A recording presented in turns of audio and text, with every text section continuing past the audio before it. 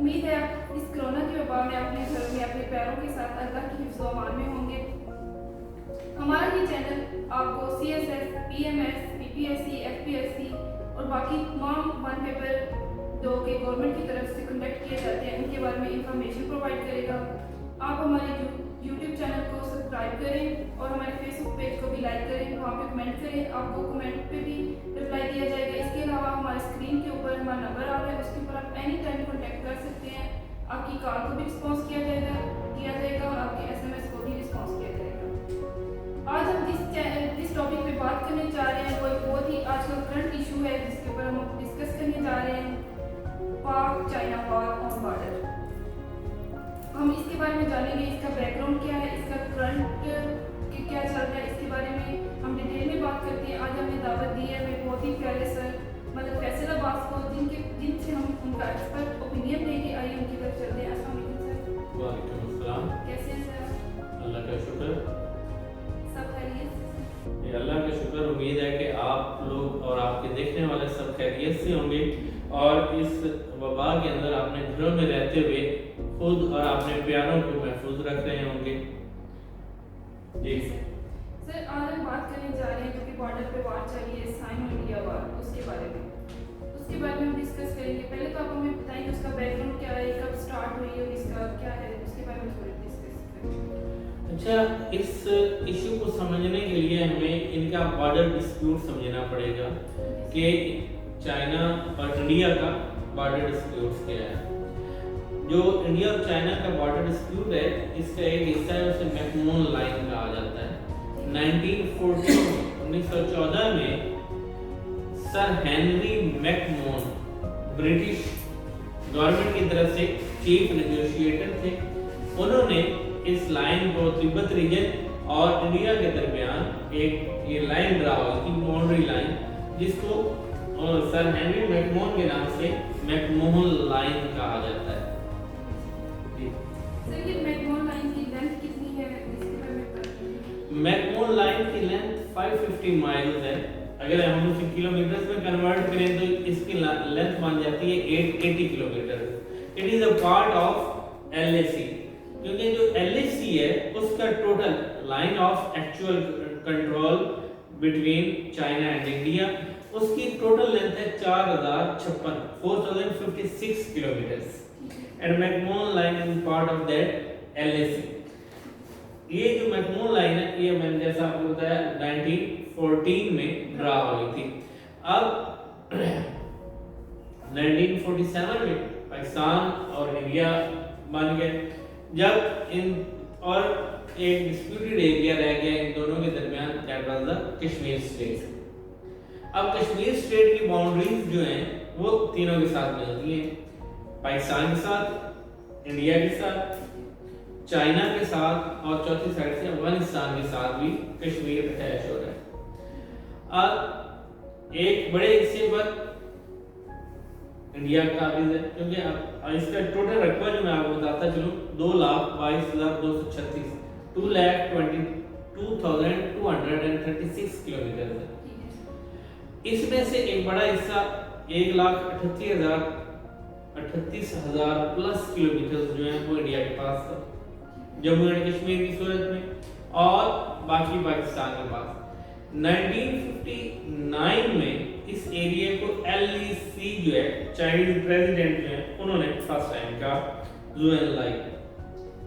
نہرو نے بھی اس کو LAC ہی کہا at that time, Nehru was prime minister of India. اب پاکستان اور چائنا کا جو باؤنڈری ڈسپیوٹ ہے یہ سیٹل ہوا ہے 1963 میں۔ 1960 میں چائنا نے 37,555 کلومیٹر جو ہے وہ کیپچر کر لیا ہوا تھا رقبہ، جبکہ پاکستان نے 1963 میں اس کے ساتھ اپنا بارڈر ڈسپیوٹ سیٹل کرتے ہوئے تقریباً 5,180 کلومیٹر مزید جو ہے اس کے اوپر چائنا کا حق تسلیم کر لیا۔ یوں تقریباً 1,00,000 کلومیٹر کا ایریا جو ہے وہ انڈیا کے پاس رہ گیا اور باقی جو ہے وہ چائنا کی قبضے میں چلا گیا۔ اب کشمیر کے 3 جو ہے حصہ دار بن گئے، پاکستان، انڈیا اور چائنا۔ انڈیا نے جو پاکستان نے ایریا اس کو تسلیم کر لیا تھا، انڈیا نے اس کو کبھی تسلیم نہیں کیا۔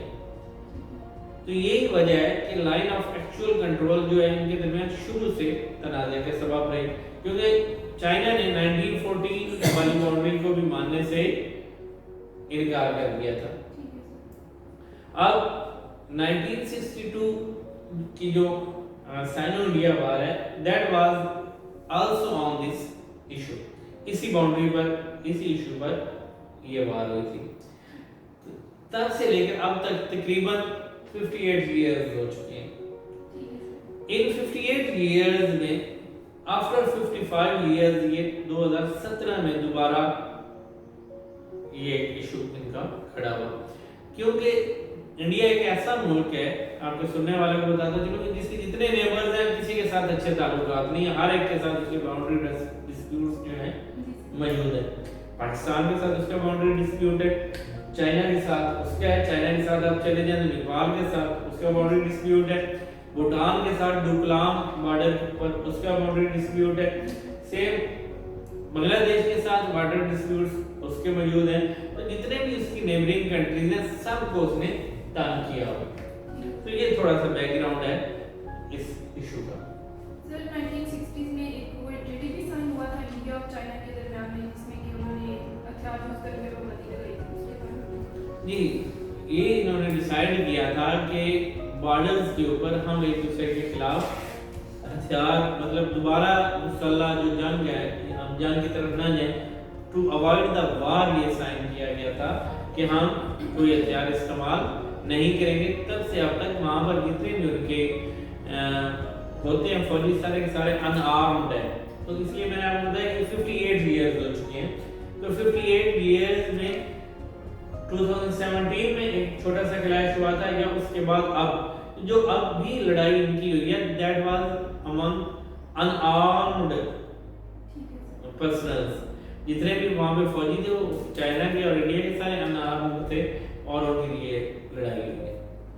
سر ابھی ہم دیکھتے ہیں 2020 میں اگین مئی میں چل کے ان کا اگین ڈسپیوٹ جو سٹارٹ ہو گیا ہے، اس کے پیچھے کیا ریزن ہے؟ سر گوسپس میں آ رہا ہے کہ چائنا جو ہے کووڈ-19 کے جو شیئر مطلب کوئی کنٹری کا ہوا ہے اس کو کور کرنے کے لیے کر رہا ہے، یا کوئی اور ریزن ہے اس کے بارے میں؟ اگر ہم اس کو لارجر کانٹیکسٹ میں دیکھتے ہیں تو China emerging super power, China کا جو پروگرام ہے BRI belt and road initiative and the major portion of which is CPEC، تو CPEC جو ہے وہ وہاں سے گزرے گا۔ India and America both are opposing CPEC and BRI، وہ اس کی مخالفت کر رہے ہیں اور اس کو ہر طرح سے انہوں نے روکنے کی کوشش کی ہے۔ ان پاکستان انہوں نے اس کو روکنے کے لیے وہ they are supporting terrorists at every step، Balochistan میں وہ کر رہے ہیں، اور اسی طرح اس جو یہ ریجن ہے لداخ ریجن، یہاں پر انہوں نے اپنی آرمی کو انکریز کرنا سٹارٹ کر دیا تھا، اور اپنی ایک انہوں نے ایئر بیس بنا لی تھی تاکہ جو جب یہاں سے سنکیانگ ریجن سے یہ گزرے گا CPEC تو وہ اس کو ڈسٹرب کر سکیں، کیونکہ یہ جو ایریا ہے یہ ان دونوں کے درمیان متنازع ایریا ہے، یہ ان کے درمیان سیٹلڈ ایریا نہیں ہے۔ اس وجہ سے انہوں نے اس کو ڈسٹرب کرنے کے لیے وہاں اپنی ملٹری پریزنس کو بڑھا دیا تھا۔ اب اس کو چیک کرنے کے لیے چائنا نے وہاں پر اپنی ملٹری پریزنس کو جب بڑھایا، اس کو وہ چند سو سے لے کر 5000 اور 5000 پلس پہ لے گئے، تو تب یہ جو ہے، اور انہوں نے گلوان ویلی کے اندر کئی کلومیٹر آگے تک آ کر قبضہ کر لیا، اور وہ اس چیز کو ختم کرنا چاہ رہے تھے کہ چائنا انڈیا کا جو تھریٹ ہے وہ کسی بھی صورت میں نہ ہو۔ اب CPEC کا ہم دوسرا رخ دیکھتے ہیں۔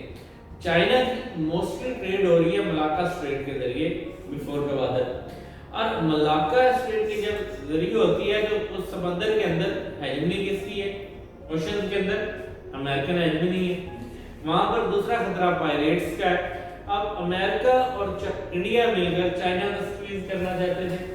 چائنا نے اس کا الٹرنیٹ روٹ کیا نکالا کہ they are touching Gwadar through CPEC. और इसके जरिए जो भी आ रहा है तकरीबन 104 कंट्रीज जो हैं वो लिंक्ड होने जा रहे हैं थ्रू रोड्स।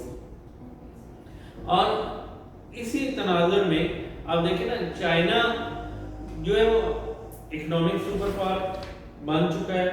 मिलिटरली अगर वो उसकी एक्सेस जिसको ये रोकने की कोशिश कर रहा है, जिसको आपने देखा कि अमेरिका बूस्ट कर रहा था बहुत ज्यादा इंडिया को कि वो इसको काउंटर करेगा चाइना को। और जब ऑन द फ्रंट 2 दफा इंडिया का सामने इसी एक साल के अंदर 1 फरवरी 2019 में जब उन्होंने पाकिस्तान पर अटैक किया तो उन्हें मुंह की खानी पड़ी। उनके 2 फाइटर जेट्स पाकिस्तान ने डे लाइट में गिराए, रात के अंधेरे में उन्होंने जो हमला किया था पाकिस्तान ने किया कि डे लाइट में उनके 2 फाइटर जेट्स को तबाह किया। अब अगर हम आ जाते हैं गलवान वैली पे, तो जिस गलवान की मालिश करके अमेरिका तैयार कर रहा था, तो उसके फोर्सेस को उन्होंने इतनी बुरी तरह पीटा है रात के टाइम में, जब जो चाइनीज को रोकने आए थे कि उसके इन्हें लाशें छोड़ के और अपने कैप्चर जो पर्सनल्स हैं वो उन्हें चाइना ने पकड़ लिया और इंडिया को भागना पड़ा। और इतनी बुरी तरह इंडिया की पिटाई हुई कि इंडिया ने अपनी ज़बान से एक लफ्ज तक नहीं कहा। तो ये जो ब्रॉडर कॉन्टेक्स्ट था कि इंडिया को तैयार किया जाए चाइना को काउंटर करने के लिए, ये बुरी तरह फ्लॉप हो गया है इस रीजन में। सर जैसे कि आपने बताया कि कश्मीर इशू भी इसी के साथ लिंक है साइनो इंडिया वार के साथ, तो अभी साइनो इंडिया वार तो कंटिन्यू है फ्रंट बॉर्डर के ऊपर, इसका आप सॉल्यूशन किस तरह ज़्यादा देख रहे हैं? मींस कोशिश चल रही है कि वो विल विन द वॉर, इस पर मिलिटरली चाइना जंग जीत चुका है, उसने आगे जाके ऑक्यूपाई कर लिया। इंडिया इसी सूरत हाल पर अभी भी राजी है कि चाइना और आगे ना जाए। अब उसका पाकिस्तान को फायदा क्या होने जा रहा है कि अगर ये गलवान वैली और इस रीजन को चाइना ऑक्यूपाई कर लेता है, एक सीपेक महफूज हो जाएगा और आने वाले वक्त के लिए आपका सियाचिन महफूज हो जाएगा, क्योंकि इसकी सारी सप्लाई सियाचिन की वहां से गुजर के आ रही हैं। अगर वहां से सप्लाईज रुक जाती हैं तो आपका सियाचिन जो बॉर्डर है वो अनकरीब जो है आपको वहां से भी आपकी जान छूट जाएगी। जो कि पाकिस्तान ने ट्राई किया था, एक मिस एडवेंचर हुआ था कारगिल की सूरत में, अगर वो भी कामयाब हो जाता तो सियाचिन जो है वहां से आपका जान छूट जाती। तो अब भी इन केस ऑफ चाइना's ऑक्यूपेशन तो भी पाकिस्तान को एक बहुत बड़ा एडवांटेज मिल जाएगा कि यहाँ पर। और दूसरा बड़ा एडवांटेज इंटरनेशनल फ्रंट पे ये होगा कि जो इंडिया की इतने अरसे से तैयारी हो रही थी कि वो पाकिस्तान के खिलाफ नहीं है, वो बल्कि चाइना को काउंटर करने जा रहा है, ये होगी उसका इफेक्ट खत्म हो जाएगा। सर जैसे कि पीएमएस के एग्जाम आने वाले हैं, नेक्स्ट सीएसएस के एग्जाम आने वाले हैं, ये बहुत हॉट टॉपिक है, तो इसका करंट अफेयर में क्वेश्चन किस तरह से आएगा? इसका 2 तरह से क्वेश्चन आ सकता है। एक क्वेश्चन इस तरह से आ सकता है कि impact of cyano India conflict on Kashmir पे आ सकता है, और इस तरह से भी वो पूछ सकते हैं कि इम्पैक्ट ऑन सीपेक को किस तरह से इम्पैक्ट करेगा।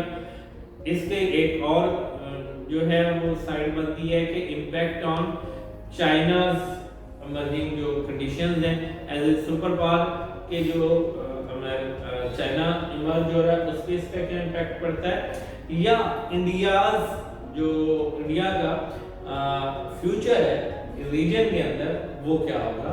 तो इसे इस सारे कॉन्टेक्स्ट में डिस्कस करना होगा। बहुत ही हार्ड डिबेट है, it will be the question, ये आ सकता है और आप लोगों को इसको पूरी तरह से समझना और तैयार करना है। इसलिए आपने जो ये आज काविश की है कि आपके स्टूडेंट्स तक ये सारी मालूमात पहुंचे और ऑथेंटिक मालूमात पहुंचे, तो ये एक बहुत अच्छी काविश है आपकी। Thank you so much sir, आपने टाइम दिया इस मसले के ऊपर हमें आगाही फराहम की। तो नेक्स्ट हम इंशाल्लाह किसी और न्यू टॉपिक के साथ आपके सामने हाजिर होंगे। आज हमें इजाज़त